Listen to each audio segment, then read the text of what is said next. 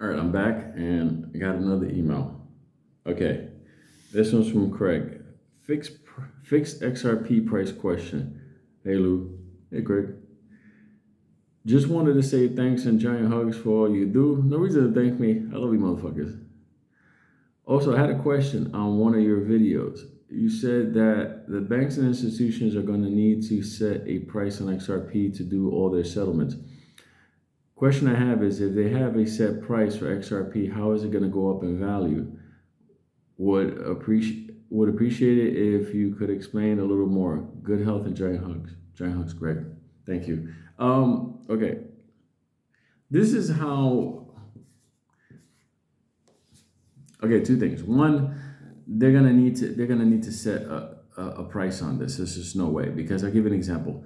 Let's say on any given day you have, I don't know, trillions going through the ledger. Okay, there's no possible way that 40 billion coins is going to handle that and there be liquidity free movement on the ledger. It's just not going to happen.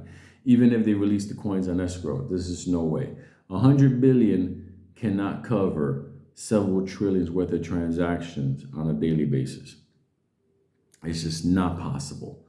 Okay, so that being said, there has to be a higher price on the coin. Now, how would that pop up on our numbers? Okay, our coins in XRP do not have a secondary price to the coins being used in ODL. It's the same price. There's no separation of it. So you have to think about it like this.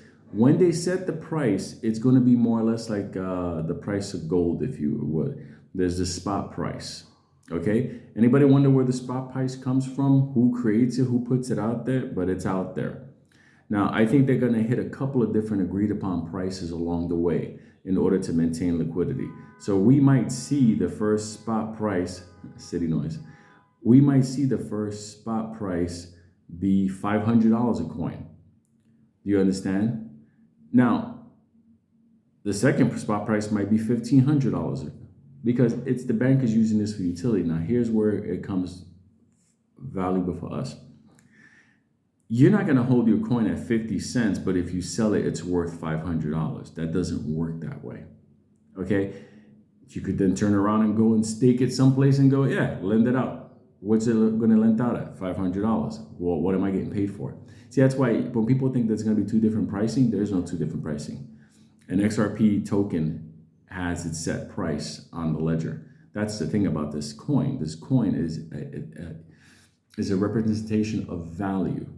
Okay, so if the set value is agreed upon at $500, it doesn't matter where that coin is on the ledger. It has that. It can't differentiate. Oh, that's owned by a retail. No, that's owned by a bank. It doesn't work that way. It's just one set coin of value. Now, that being said, as far as how would it appreciate, you would just see the price go in stages. Like you would see it ramp up until all of a sudden because it takes seconds. It really does. The thing about it you have to understand is this. Let's say I have to move $80 billion. Okay, let's say I'm a major bank, central bank. Whatever. I'm moving $80 billion, and there's 50 billion coins. Guess what? The transaction is not going to go through.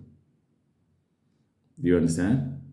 It's not. What is it going to be worth? Because by then, at a certain point, it has to be worth more. It can't do it at 56 cents. It has to be worth more because the institutes and banks, they have to buy it at a set price to cover that. So they're going to have to put in a higher price to this, and it's just going to be agreed upon. So there'll be less tokens being purchased in order to make the movement transaction, in order for there to be freedom and liquidity on the ledger. There's just no way around it. I have gameplayed this a million times, and there is no possible way. At the end of the day, there is going to have to be a set price, because what the token actually does, it moves value from point A to point B with low risk and high speed. If it doesn't have that high value, that high price, then you have instability, then you have a slow transaction. It just won't work that way. You look at right now Bitcoin. Bitcoin is going to continue climbing up in prices. And as it climbs, it's going to become less stable because it's going to be all over the fucking place and more emails. And it's going to be slower. It can't be that way for banks because time is money. Money in transit at a different price. It just doesn't work that way. You're going to see they're going to have to put the price. They're going to have to set the price. There's no way around it. It's like set labor cost. You know, you look, a mechanic looks at a job on a vehicle and he already knows that's gonna be a 6-hour job. So he already knows labor cost. Now the only question is pricing on parts. But labor, it's already set on the wall. Why? Because in order for him to engage in doing that job and maintain the rest of the bay, taking care of other cars, they have to set a labor cost per hour. That's what they're gonna have to do with this. There's just no way around it. So who the fuck is calling this early? Hello? Julio not here no more. Gotta call my fucking, let me tell you something. If you're not my family calling me at this time in the morning, that phone gonna ring like crazy. Anyway, that's what it is. They're gonna have to set the price. There's no way around it.